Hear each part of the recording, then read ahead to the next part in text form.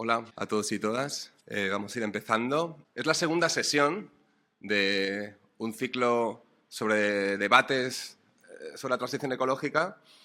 Y este ciclo lo empezamos con un debate sobre rentismo popular, sobre en qué medida más o menos está repartida la propiedad inmobiliaria en la ciudad y quién extrae renta de ella.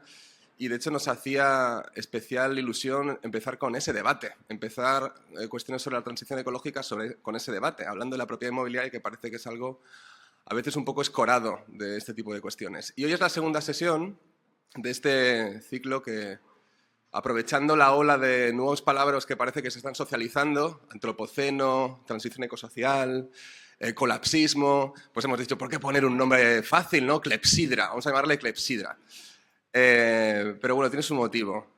La clepsidra es un artilugio que se utilizaba en la antigüedad, que básicamente es un reloj de agua, y que era tan poco útil como muy útil, en la medida en que se utilizaba en momentos en que el que era verdadero reloj del momento, el reloj de sol, no funcionaba, o sea, por la noche.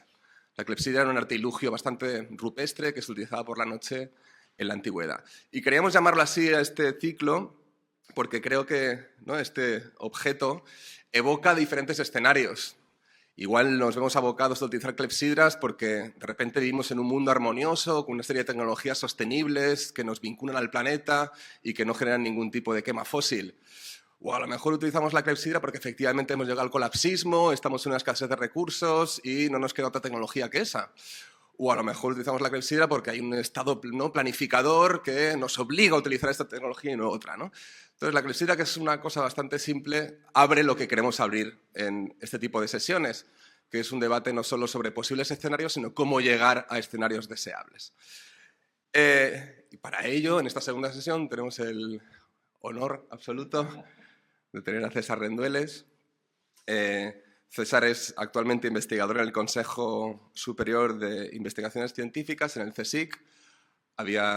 Ha sido profesor de Sociología en la Complutense de Madrid y es filósofo, sociólogo, ensayista, nunca sé muy bien cómo tipificarle, pero en cualquier caso, autor de libros que han generado mucho debate y muy interesantes, como el Sociofobia, ¿no?, publicado hace 7 u 8 años ya, Capitalismo canalla, o En bruto, también sobre materialismo histórico, y el último, Contra la igualdad de oportunidades.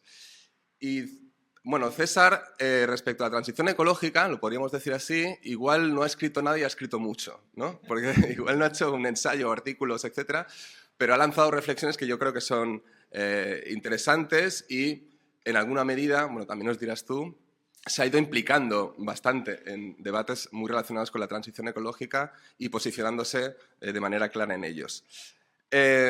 Y había en realidad una cuestión que era bajo lo que queríamos ir como rodeando esta sesión, que lanzaba César y que igual es un aforismo provocador, pero que creo que marca una posición interesante, que era algo así como que una transición ecológica justa, pese a ser deseable, es menos óptima, ¿no?, que una transición menos justa, pero rápida. La dimensión tiempo, evidentemente, es algo que va a estar muy presente en este tipo de debates y que, bueno, pues César, pese a ser muy consciente de que evidentemente hace falta un tipo de transición justa socialmente, ambientalmente, territorialmente, pues a lo mejor no tenemos la fuerza social suficiente para que eso se dé en un periodo de tiempo corto, ¿no? Pero bueno, esto es una de las cosas que, ¿no? Antes que eso, si te parece, César, a mí sí que me gustaría que empezáramos por algo que vamos a ir como intentando situar en las diferentes sesiones y conversaciones, que es el tipo de crisis en la que estamos.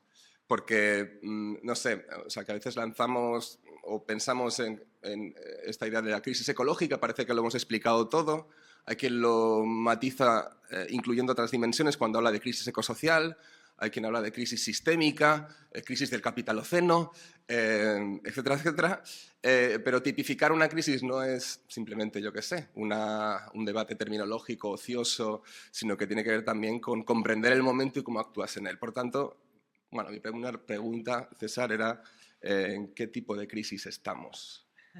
Bueno, muchas gracias por la invitación y por darme la ocasión de debatir con vosotras, con vosotros. Es una especie de lugar común, así de cortesía, decir, no, yo vengo aquí a aprender, realmente no tengo mucho que decir. En este caso es verdad, o sea, es totalmente cierto. O sea, si no he escrito sobre esto, como decía Rubén, es porque no he querido hacerlo, porque siento que tengo mucho más que escuchar que decir. Eso no significa que no haya efectivamente ido tomando posición en algunos debates, pero veo por aquí a gente que me consta que sabe muchísimo más que yo de estas cuestiones, así que, bueno, tomadme como una excusa para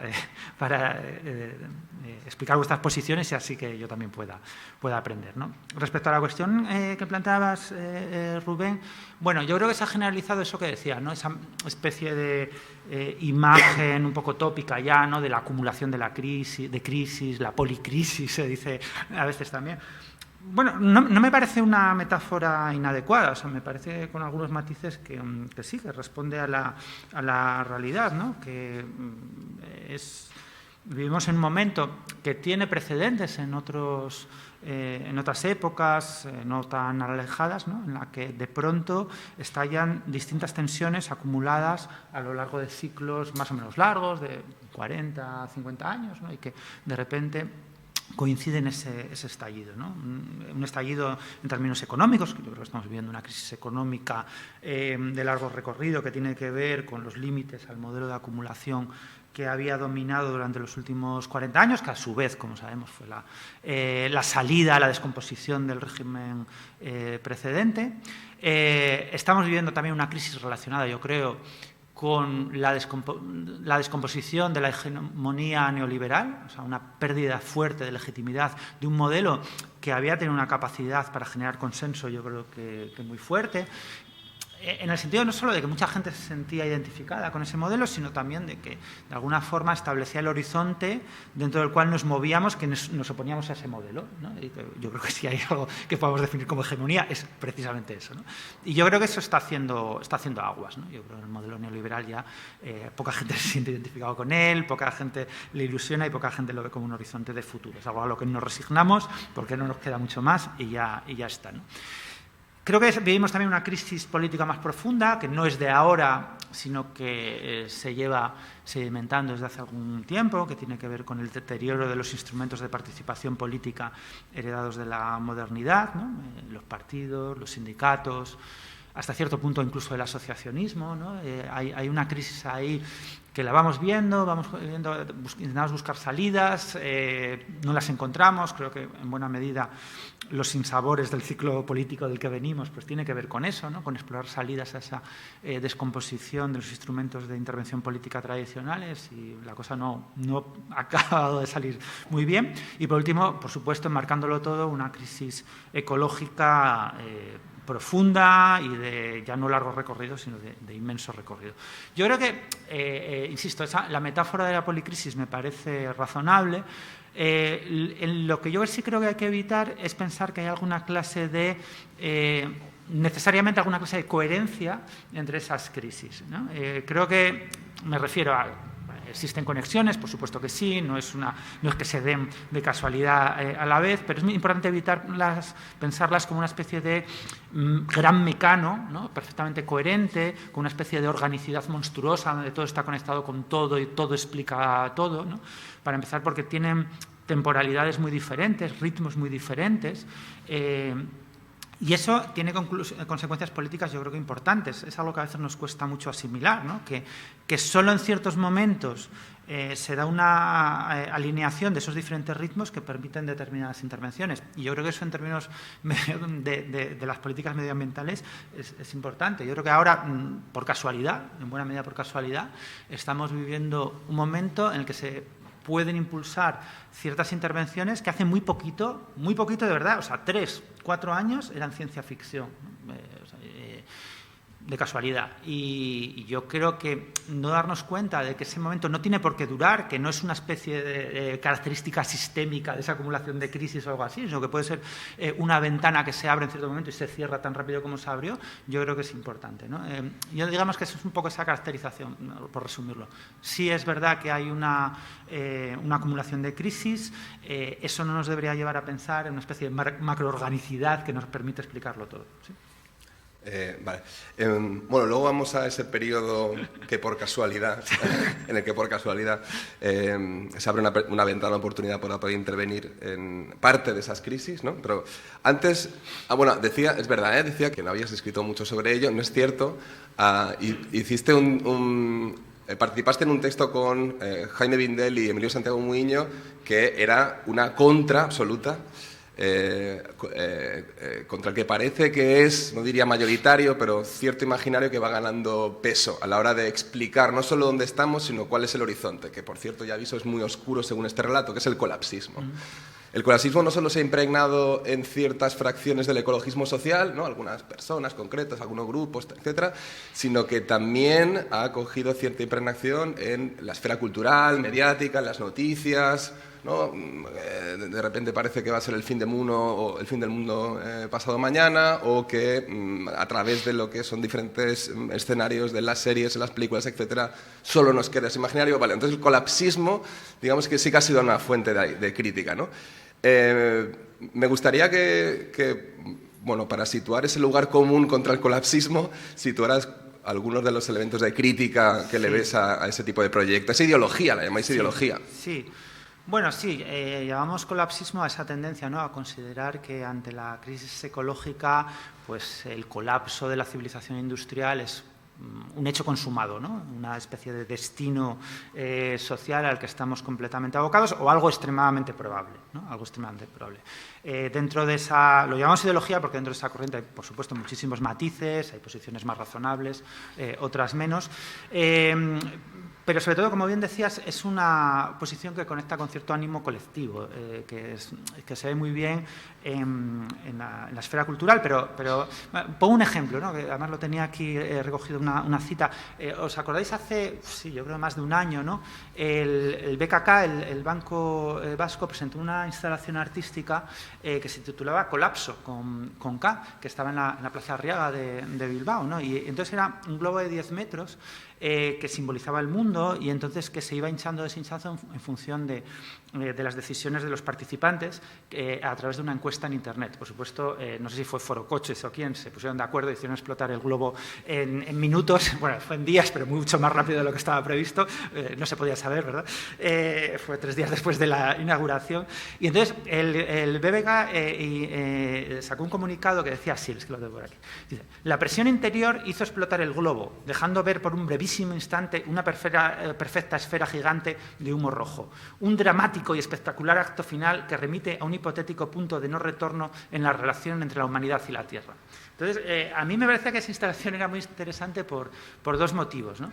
El primero es que condensa, yo creo, muy bien un grave error de interpretación del catastrofismo medioambiental. Es que, a ver, la crisis ecológica no va a ser ni dramática ni espectacular, ¿no? Se va a parecer mucho más al Alzheimer que a un infarto, o sea, va a parecer mucho más al paro estructural que al ataque contra las Torres Gemelas de Nueva York, ¿no? Yo creo que es una cosa que muchas veces nos imaginamos zombies corriendo, y nosotros... No va a ser así, ¿no? Va a ser algo... si es tan peligrosa precisamente es porque es lenta y gradual, ¿no? Porque se parece mucho más a una enfermedad degenerativa, y eso implica un riesgo grave de que aceptemos ese deterioro, ¿no?, que desarrollemos un conjunto de preferencias adaptativas a esas nuevas condiciones. Yo diría que es algo que seguramente ya está pasando. Y el segundo motivo por el que me parece interesante el ejemplo del BBK es que muestra un poco la normalización del colapsismo, lo que tú, en el estado de ánimo colectivo. Porque, hombre, la publicidad de los bancos suele ser súper conservadora, ¿no? Si ese banco ha decidido hacer esa apuesta comunicativa es porque considera que no corre ningún riesgo comunicativo, ¿no?, y que sigue un poco el viento de cola de novelas, series, obras de teatro, hasta videojuegos, que ven el futuro distópico casi como una inercia inevitable, ¿no? Dicho esto, a ver, yo creo que ese estado de ánimo colapsista, esas teorías colapsistas, no son un capricho. O sea, es algo también que tanto Emilio como Jaime como yo hemos intentado dejar muy claro.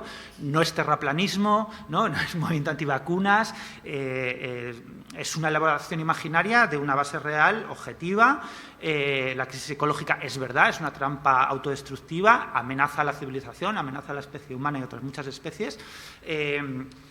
digamos, lo que rechazamos es la idea de que ya no hay marcha atrás en esa dinámica, ¿no? Que rechazamos la idea de que nos encaminamos inevitablemente hacia un escenario de lucha jovesiana, ¿no? De lucha por los recursos en un contexto brutal de desigualdad extrema con un planeta arrasado.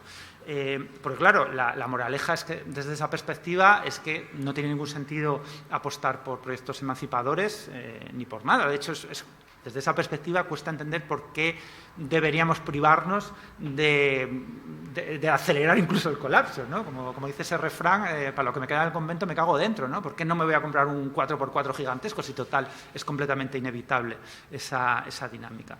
En términos teóricos también yo creo que hay bueno, pues bastante que discutir al colapsismo. ¿Qué es el colapso? ¿No? Hay una definición recurrente dentro de ciertos círculos, ¿no? Que definen el colapso en términos de una pérdida de complejidad social, como un cierto deterioro, sobre todo de las estructuras estatales, lo cual es, bueno, pues, se entiende bastante mal qué puede significar, por qué se aplica a ciertos procesos y a otros no, ¿no?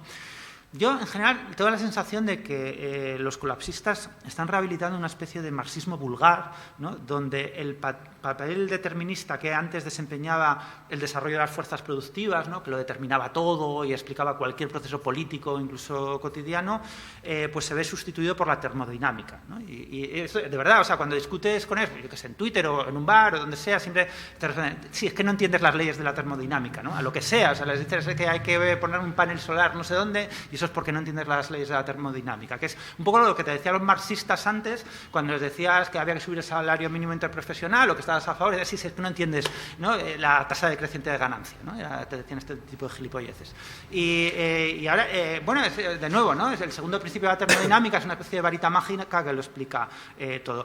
Y políticamente me parece que se corre el riesgo, desde esa perspectiva, de rehabilitar una especie de anarquismo preparacionista, también bastante inquietante, ¿no? Porque un poco esa idea de que la catástrofe despeja la mesa, ¿no? Despeja la mesa y nos ofrece un horizonte limpio de adherencias del pasado desde el que ahora sí construir una sociedad nueva, ¿no? Es como esa idea del hombre nuevo, también muy propia del materialismo vulgar, pero atravesado de nuevo por la termodinámica. Y es una especie de fantasía neopastoral, esa idea de que las pequeñas comunidades podrán ser la semilla de nuevas formas de vida, más justas, más democráticas, y que luego además no solo eso, sino que va a haber una agregación armoniosa de esas comunidades pastorales a nivel global o algo parecido. Claro, a mí, si va a haber catástrofe, que a lo mejor la hay, pues yo diría que el escenario más probable, si se da una descomposición del Estado, es un paisaje neofeudal, ¿no? Yo creo que es un poco lo que se nos viene a todos a la cabeza, ¿no? O sea, por cada comunidad libre autogestionada, pues 10.000 mafias, 10.000 señores de la guerra y cosas peores, ¿no? Entonces, a mí me parece que tanto teóricamente como ideológicamente como políticamente es una posición muy problemática. Insisto, no la comparo con terraplanismo, no la comparo con movimientos antivacunas, pero creo que es una posición muy problemática, sobre todo por la centralidad que tiene, en el ecologismo político, al menos en nuestro país. Vale, teniendo ese colapsismo a veces explícito, a veces latente, pero que marca un escenario a la vez, y esto yo creo que sí que es una realidad un poco más objetiva. Lo que sí nos encontramos, antes hablabas de la descomposición del neoliberalismo, y eso es que se descomponga lo que ha sido un modelo hegemónico en términos tanto económicos como culturales, pueden ser buenas noticias o todo lo contrario. Y estamos en ese entre, ¿no? O sea, de repente cuesta mucho ver, o sea, es fácil ver cómo hay cierta lucha entre capitales, ¿no? Es decir, de repente tenemos como posiciones de capital, de nuevo capital industrial, de capitales financieros en retroceso, pero que a la vez quieren ocupar esas escenas nuevas que se abren también en el escenario de las renovables, posiciones del antiguo, ¿no? Hegemón, como se dice, Estados Unidos, para buscar lugares de ventaja donde China ya tiene todo copado, en fin, ese tipo de... Incluso internamente en la ciudad también se ven esas luchas de los rentistas con aquellos que todavía viven en un, ¿cómo lo llamaban? Un capitalismo sin trampas, es decir, los que extraen plusvalor, vaya. O sea, que también hay esas luchas, eso es una realidad y ahora yo creo que se ha hecho como más patente, pero no solo hay esas guerras entre capitales, sino también guerras geopolíticas, guerras que tienen que ver con armas y con tomar una posición dentro de esos circuitos, a la vez también una especie de no sé, de mezcla entre... Bueno, de hecho hay un debate, y esto es lo que te quería situar en realidad, hay un debate por intentar entender en qué tipo de fase estamos, si es una especie de rebaba del neoliberalismo, es decir, en realidad todo esto tiene que ver con una expansión de la financiación de la economía y que cómo el poder financiero quiere tomar posición y en realidad lo que explica el mundo ahora mismo es BlackRock, etcétera. O posiciones en las cuales se dice, bueno, pero en realidad lo que tenemos, que antes lo señalabas, en realidad lo que tenemos es algo que era impensable, ¿no? Unos fondos Generation, de repente la FED salva e integra toda una serie de medidas de emergencia social, una especie de nuevo keynesianismo que parecía enterrado. Entonces, a lo mejor son las dos cosas, a lo mejor es una o la otra, pero es muy difícil entender, igual en el camino, seguramente dentro de 20 años nos dirán, joder, no entendisteis nada, se llamaban no sé qué, pero ahora mismo es muy difícil entender en qué fase estamos. Entonces, igual algo sobre esto, ¿no? De definir la fase en la que estamos en la medida en que el papel del Estado, del capital, no se sabe muy bien cuál es, qué hay después del neoliberalismo. Sí. Bueno, yo creo que, lo has explicado también, que la verdad es que estoy tentado por no añadir ni una sola palabra, ¿no? Pero que yo creo que hay dos elementos. Primero, la idea de que hay algo que lo explica todo es en general equivocada. O sea, es muy raro que no sea equivocada, ¿no? En general, me parece que tendemos a pensar el capitalismo como algo mucho más simple de lo que es mucho más complejo, siempre lo ha sido, y sobre todo en estos momentos de transición lo es más todavía. Y como señalabas, ¿no? Otro error que cometemos a menudo es infravalorar la capacidad estratégica de las élites, su diversidad y sus conflictos. De nuevo, ese es un legado bastante horrible de cierto marxismo que veía a las clases altas como grupos homogéneos, decadentes y con poca capacidad de adaptación. Yo creo que estamos viviendo un momento muy gramsciano, bastante abierto de disputa entre distintas facciones, algunas interconectadas y otras, ¿no?, de las élites. Y yo, una autora que, por cierto, he leído, Wallerstein decía eso que mencionabas tú antes, ¿no?, que él decía, seguramente el capitalismo colapse en algún momento de la primera mitad del siglo XXI y lo que venga después probablemente será peor todavía. No, y a un autor wallersteiniano que he vuelto a leer hace poco y me alucinó por la capacidad predictiva que tenía, es Arrighi, que fue un autor que en el cambio de siglo recibió muchas críticas porque parecía que su modelo ese de cambio de eje geopolítico de Estados Unidos a China pues, hacía algunos aguas, ¿no? Él se enfadaba mucho cuando se lo decían y realmente leerlo ahora es impactante, ¿no? Porque tiene una capacidad predictiva alucinante, con lo cual también, bueno, hay algunos que aciertan, o sea, no todo el mundo falla, hay gente que acierta, ¿no? Yo creo que en cualquier caso, es un escenario muy complejo donde es muy, muy difícil encontrar incluso unos pocos elementos que lo expliquen todo. Entonces, a mí me parece razonable quedarse con aquellos elementos que sí tenemos más claros, a lo mejor, porque también son más útiles para intervenir. Y uno de esos elementos de cambio es lo que tú señalabas, una intervención económica más abierta de los Estados, con políticas industriales explícitas, pero que además se da en un momento político muy diferente al del keynesianismo. Por eso yo creo que retratarlo como neokeynesianismo es un poco extraño, ¿no? Que es que esas políticas industriales se dan con una oposición muy limitada por parte de los sindicatos, por no decir ninguna oposición. Así que a lo mejor deberíamos ya utilizar otro palabra, ¿no? Neocorporativismo, tal vez, ¿no? Neocorporativismo posneoliberal, no sé. A mí se me da muy mal inventar palabras, pero sí creo que ese es un elemento de análisis que no es exclusivo, no creo que retrate la época que estamos viviendo, pero sí creo que es algo muy distintivo que nos separa de hace muy pocos años, ¿no? de cosas que estaban pasando. Y además que es un fenómeno hasta cierto punto global. Ya veremos, ¿no?, si es estable o no. Y por último, en términos más directamente políticos e ideológicos, yo creo que estamos en un escenario... no sé cómo llamarlo, si posindividualista, neocomunitarista, ¿no?, donde el propio Estado y ciertas élites, ¿no?, se desvinculan de de ciertos modelos sí, muy individualistas que en el pasado cultivaron y apuestan por una gestión del miedo, del riesgo, ¿no?, a través de herramientas que, bueno, sí, yo creo que poscomunitaristas seguramente sea una buena definición. Vale. Policrisis, vamos a dejarlo así, ¿no? Policrisis, colapsismo que no nos gusta mucho pero que anda ahí presente y un escenario de, no sé, de gobernanza del mundo y de los recursos que cuesta definir. Y ahí, ¿no?, La pregunta sería si es viable una transición ecológica justa. Y entendamos lo de transición ecológica justa. Es decir, que transición ecológica va a haber o que ya está siendo.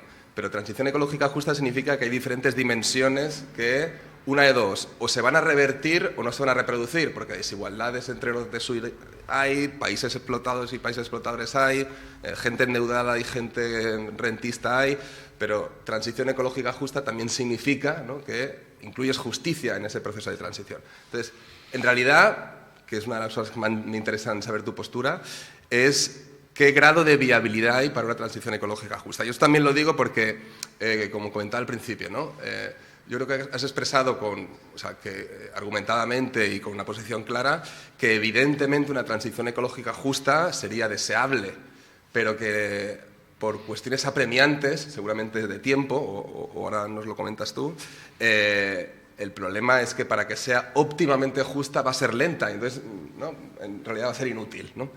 Y ahí tú introduces, pues, a lo mejor no sé si es un anatema para la izquierda o a lo mejor algo que quedaba escorado y que de repente aparece, que es la necesidad de una planificación estatal, ¿no?, y con una presencia fuerte del Estado para dirigir esa transición. Y al tiempo, evidentemente, aparece la sospecha de, bueno, claro, pero es decir, un Estado que ha construido la sociedad de propietarios, una financiarización endeudada en Europa, ¿va a ser ese el Estado que va a generar? Entonces, bueno, casi te diría como una especie de, bueno, no va a ser así, pero una especie de termómetro, ¿no? ¿En qué grado podríamos conseguir, o en qué grado es viable una transición ecológica justa y cuáles son los límites que tú ves ahí y las salidas posibles? Bueno, es una pregunta realmente imposible, ¿no?, de responder, pero lo voy a intentar decir algo, ¿no?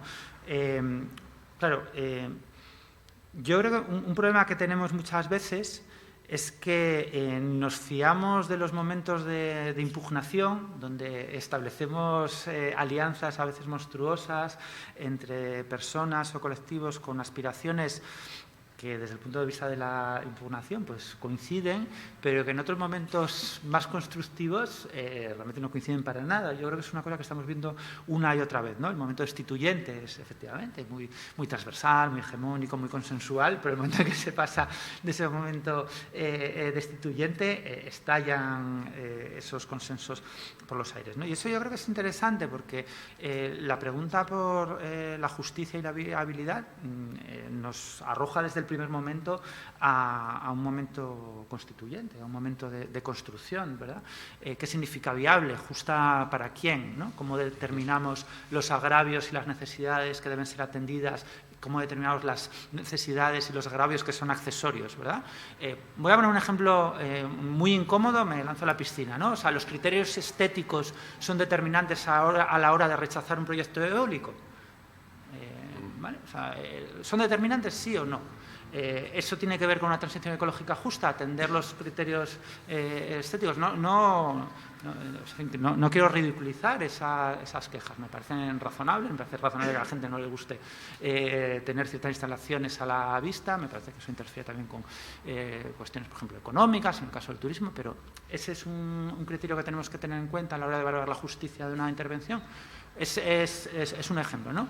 En el nivel internacional, por supuesto, estamos años luz de cualquier criterio de justicia, ni siquiera los más elementales, ¿no?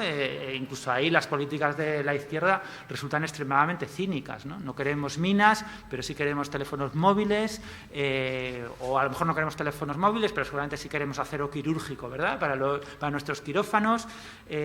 Así que no sería mejor, en términos de justicia, que las minas estén en nuestros territorios, donde podemos intentar que al menos se cumpla la legislación laboral y medioambiental. O sea, claro, eso está a años luz de los debates que nos estamos planteando, ¿no? Así que me ha gustado cómo lo has formulado la pregunta, ¿no? No es tanto si estamos en condiciones o es viable una transición justa, sino es posible una transición más o menos justa, es posible una transición que no sea directa y categóricamente injusta, y yo creo que la respuesta es sí es posible, eso sí, algo que no sea categóricamente injusta, ¿no?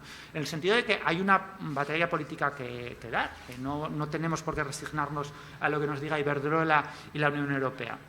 Y yo creo que, en ese sentido, una estrategia razonable es ser conscientes de nuestras limitaciones en términos de capacidad de intervención, saber hasta dónde tenemos que jugar una partida con unas cartas que son exactamente las contrarias de las que nos gustaría tener, casi punto por punto, ¿no? Las contrarias, el peor escenario casi posible, y con esas cartas, no con otras. Esas son las que tenemos que jugar ya, porque no podemos esperar a tener las cartas que nos gustaría tener. Así que lo que sí podemos es plantear estrategias que al menos nos permitan meter el pie, ¿no?, en lo que está pasando, y con un horizonte de futuro, no resignado, ¿no? O sea, políticas que tal vez en una fase posterior puedan invertir las tendencias actuales, que sean escalables, que no sean resignadas, que no acepten sin más los designios de Iberdrola o de las élites europeas, ¿no? O sea, yo creo que eso me parece muy importante, de tener un horizonte de no resignación, ¿vale? Pero, desde luego, lo que sí que tenemos que tener en cuenta es la escala de lo que está en juego, ¿no? Estamos hablando de procesos de dimensiones realmente apocalípticas. Yo ahí estoy con los colapsistas, ¿no? Y no es aceptable que alguien escriba en nombre de la justicia miles de palabras, literalmente miles de palabras, sobre el terrible impacto, por ejemplo, de las renovables, sin mencionar ni una sola vez el cambio climático. A mí eso me parece inaceptable. Si eso es abogar por la justicia, por la transición justa, pues entonces sí, desde luego no es posible la transición justa, ¿no? Yo creo que tenemos que darnos cuenta, es lo que hablábamos antes, ¿no?, de la prisa en dos sentidos diferentes. El más evidente, que es que llegamos 40 años tarde a la transición ecológica, 40 años tarde como mínimo, seguramente mucho más.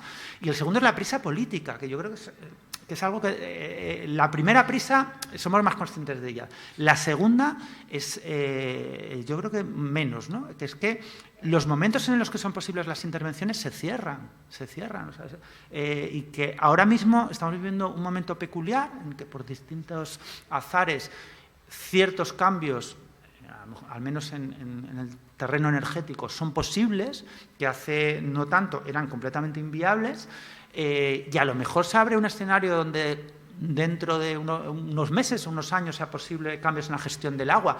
Y esos momentos se cierran, se abren y se cierran, no son eternos, no responden a una especie de dinámica orgánica del capitalismo, que ya están ahí para siempre. Yo creo que también es un error que cometemos muy a menudo, y que yo diría que en el ciclo precedente hemos metido la pata por ahí unas cuantas veces, ¿no?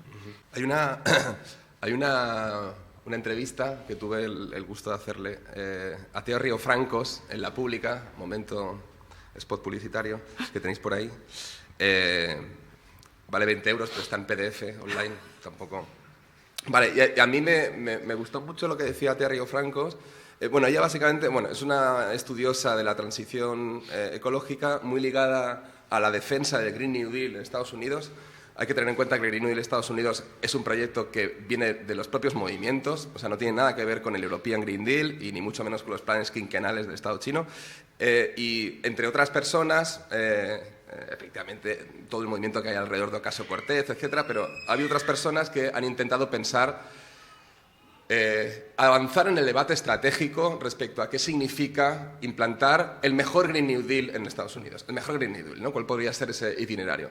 Y incluso en ese escenario, Teo Riofrancos planteaba que va a haber algunas contradicciones irresolubles, ¿no?, y algunas contradicciones con las que sí que puedes resolver, pero que va a tener, tu posición va a tener que ser o ambigua o en una fase inicial no deseada para poder llegar a un escenario deseable. Y, por ejemplo, ella decía, evidentemente tiene que ver mucho también con la transición energética o con las renovables, ¿no? Ella decía, claro, resulta que hay empresas privadas que también se tienen que descarbonizar, y resulta que vamos a necesitar, si estamos pensando en eólica, solar y en todo el escenario de arquitectura necesario para hacer eso, incluso en electrificar todo lo electrificable, es obvio que si es en este periodo de tiempo y no en otro, vamos a necesitar inversión privada. Y si vamos a necesitar inversión privada, claro, va a haber riesgo privado. Pero claro, si hay riesgo privado, eso no quiere decir que lo público elimine el riesgo, ¿no? Y ahí empiezan las curvas, ¿no? Si lo público elimina el riesgo, quiere decir que abre nichos de mercado en una transición necesaria. Y si abre nichos de mercado en una transición necesaria, eso ya lo que produce es una acumulación en el sector verde, y tienes a nuevos capitalistas verdes, ¿no? Claro, y era como, vale, no queremos llegar ahí, porque entonces, pero es cierto que no cambias de modelo de acumulación de un día para otro, pero eso importa, o sea, importa que no haya una reproducción de, no las relaciones que lo explican todo, ¿no? Vamos a decir que es la tasa de beneficio decreciente lo que lo explica todo, pero explican bastante, ¿no? Vamos a decir que explican bastante. La termodinámica explica bastante, ¿no? El determinismo termodinámico lo que hace es burlar otro tipo de explicaciones. Evidentemente, el desarrollo de las fuerzas productivas o las relaciones de propiedad capitalista no lo explican todo, pero burlarlo hace que no lo entiendas.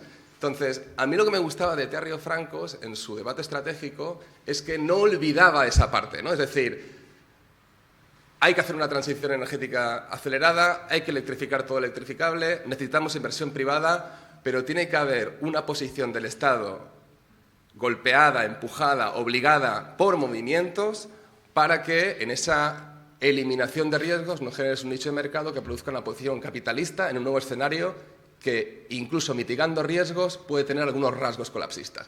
Y eso es lo peor que te puede pasar. Porque de repente te metes en un nuevo escenario donde hay renovables, poder capitalista, mitigas el cambio, pero en algunas zonas del planeta se reproducen las relaciones de poder y entre territorios, y es como, ¿qué mierda hemos hecho? O sea, hemos trufado de discurso, de análisis ecologista a un Estado que ha reproducido el poder capitalista.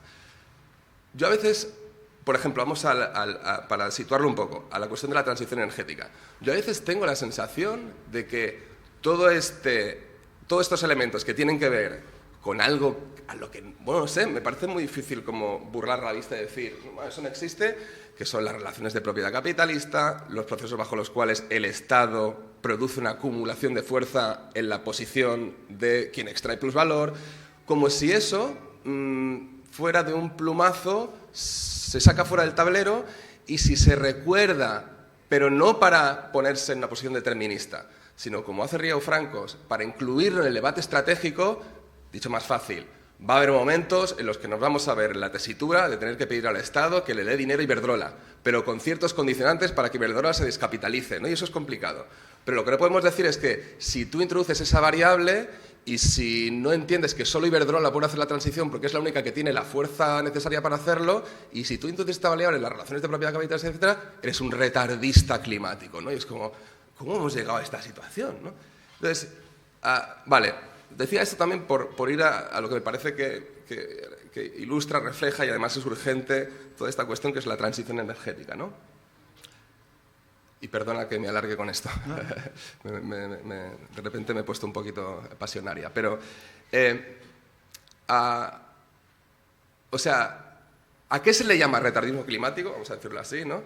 En una posición que yo creo que es legítima en la transición energética, que es un poco la que ibas marcando tú. Es decir, esto hay que hacerlo rápido, hay que hacer esa transición a eólicas y solares porque tienen una potencia energética y además no generan quema fósil, etcétera, pero a la vez también hay que tener en cuenta que en esa inversión que hace el Estado a grandes estructuras para que se pueda hacer de manera rápida, hay mucho en juego también, ¿no? Entonces, bueno, no sé cuál sería tu posición ahí, porque yo no tengo solución a esto, pero sí la sospecha de que a veces esa dimensión que no es poca de cuánto poder se da a la posición capitalista es como, uy, si dices eso, estás fuera ya, ¿no? Eres un retardista, esto no va a ningún sitio, no has entendido las leyes de la termodinámica, etc. O igual es una impresión mía. Sí, a ver, yo creo que lo que ocurre con cierto retardismo, que al menos a mí es el que más me molesta, cierto retardismo de izquierdas, no es que sea defendido por personas moralistas, ¿no?, que no se quieren contaminar con ningún tipo de contacto con el capital internacional, con Iberdrola, no, eso me da asco. A esa gente la entiendo, no, al revés, lo que me parece es que algunos de ellos, al menos, lo que están haciendo es usar los conflictos medioambientales para promover agendas políticas espurias. Quiero decir, pienso el dirigente de un partido regionalista que tilda a los aerogeneradores de catástrofe medioambiental, pero exige desoír los informes medioambientales que impiden construir una autovía que va a conectar una capital de provincia con 35.000 habitantes, ¿no? Entonces, eso es retardismo para mí, ¿vale? Lo otro me parece que lo podemos discutir, es un debate clásico, ¿no? O sea, bueno, ¿cuánto tragas de capitalismo internacional respecto a las posibles reformas que puedes emprender, ¿no?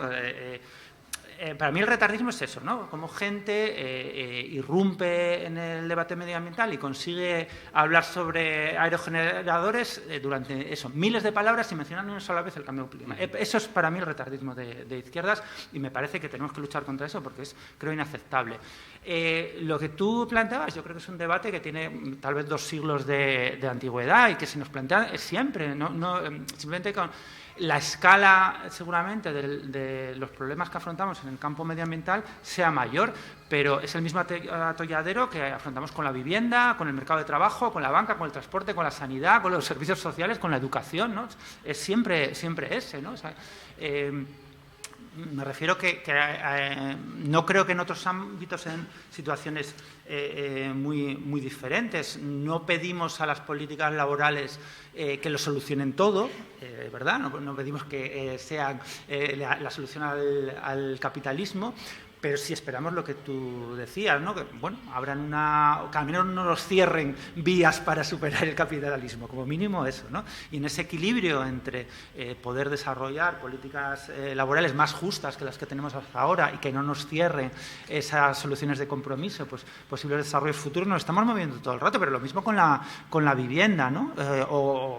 O sea, una cosa es poner objeciones teóricas a, por ejemplo, el ingreso mínimo vital o prácticas a cómo se ha implementado, cómo se puede implementar, y otra es rechazar asqueado, ¿no? Como reformista esa medida, ¿no? Una cosa es ser conscientes de que las políticas basadas en la reducción de jornada o el aumento del salario mínimo pues son limitadas, no desafían el capitalismo ni mucho menos, al revés, pueden contribuir más bien a estabilizarlo.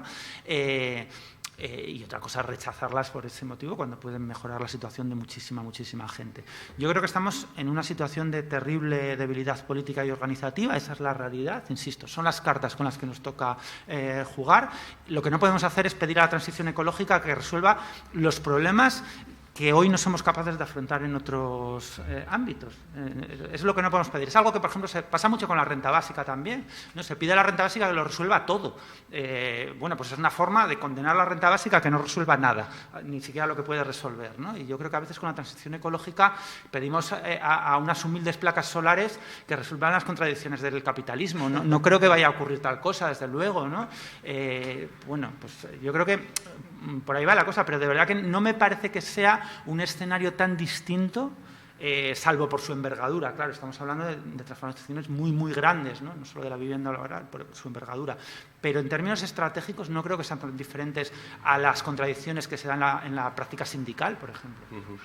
Sí, ahí y voy a la vivienda. ¿Ves cómo tenía sentido empezar la sesión con la propiedad inmobiliaria y el rentismo?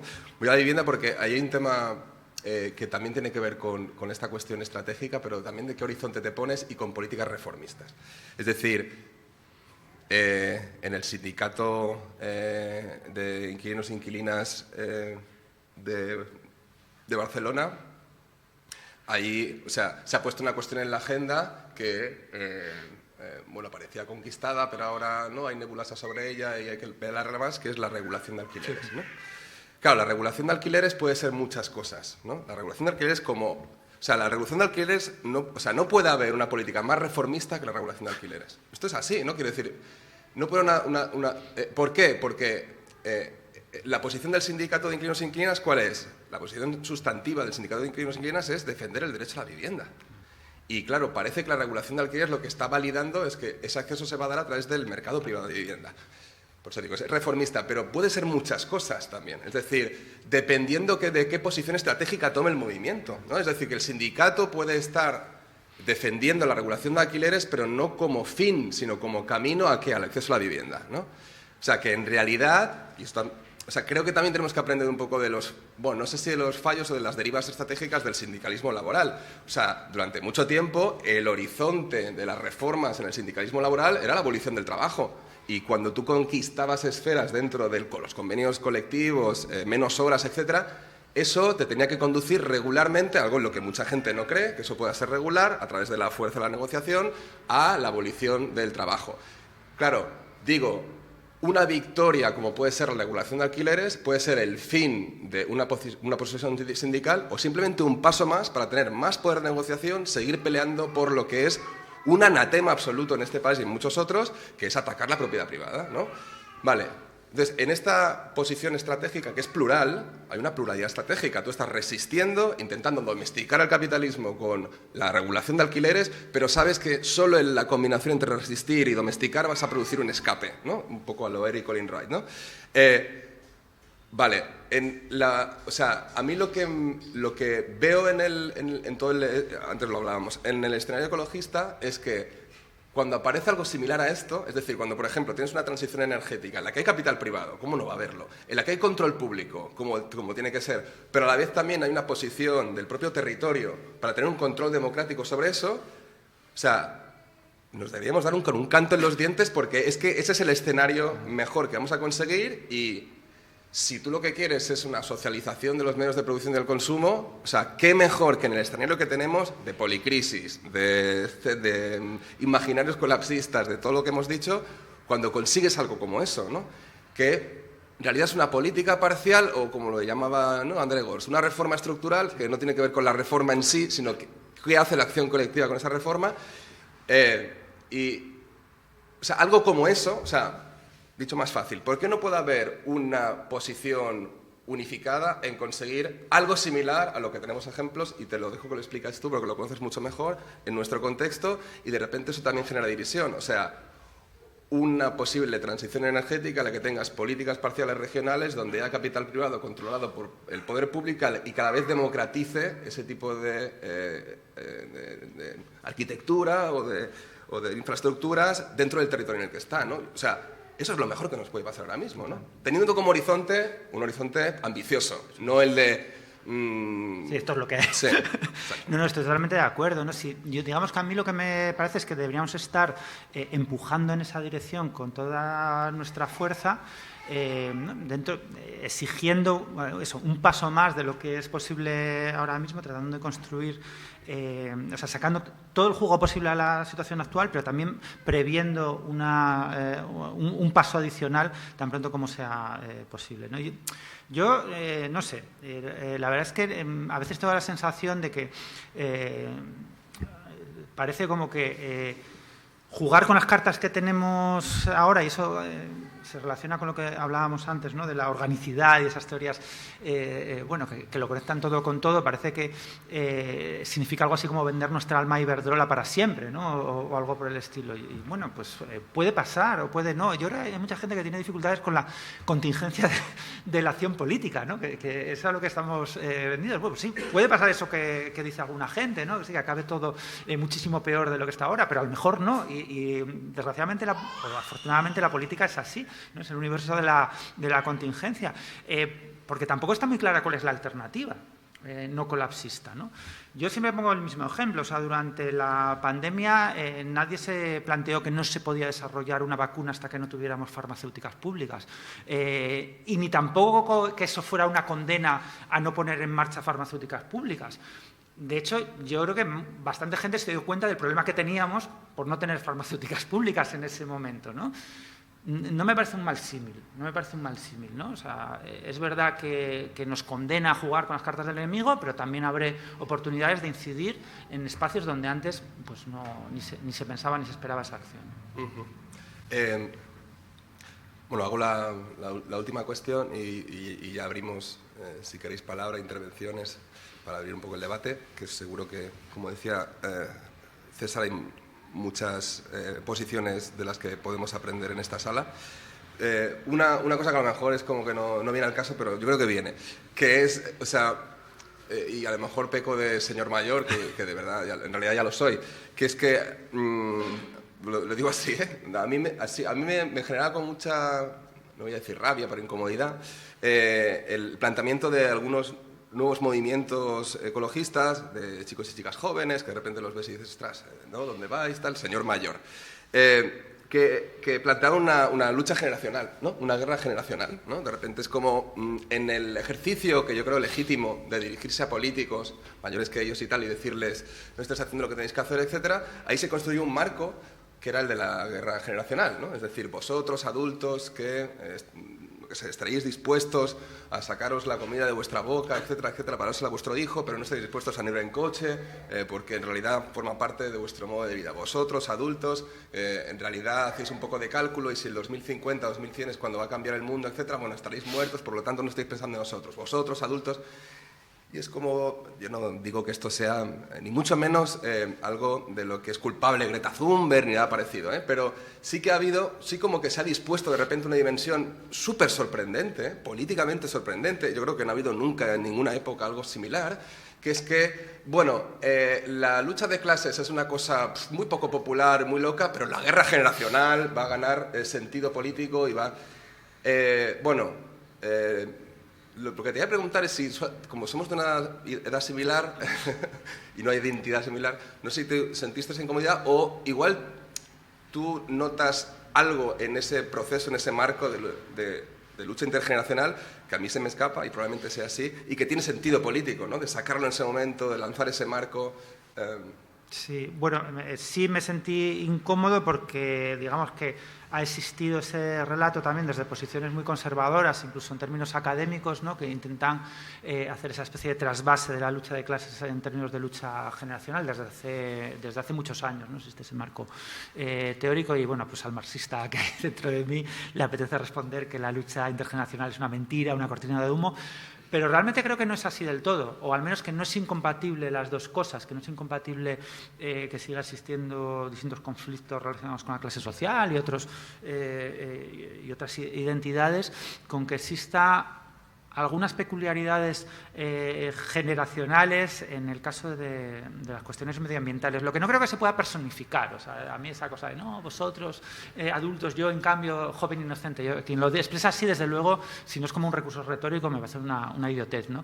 Pero sí es cierto que en términos generales, nuestra abundancia es una deuda que estamos imponiendo, tal vez no a nuestros hijos, pero sí a nuestros nietos, ¿no? Estamos poniendo en marcha una especie de genocidio en diferido, y eso no pasa o no pasa tanto con otras estructuras socioeconómicas. O sea, mis nietos pueden abolir la Bolsa de Madrid, lo que no pueden abolir es la contaminación del Mar Menor. Entonces yo creo que sí que hay ahí algo un poco diferente, ¿no? Es verdad que siempre, bueno, pues legas instituciones, legas procesos sociales, pero yo creo que esto tiene al menos eso, una dimensión diferente.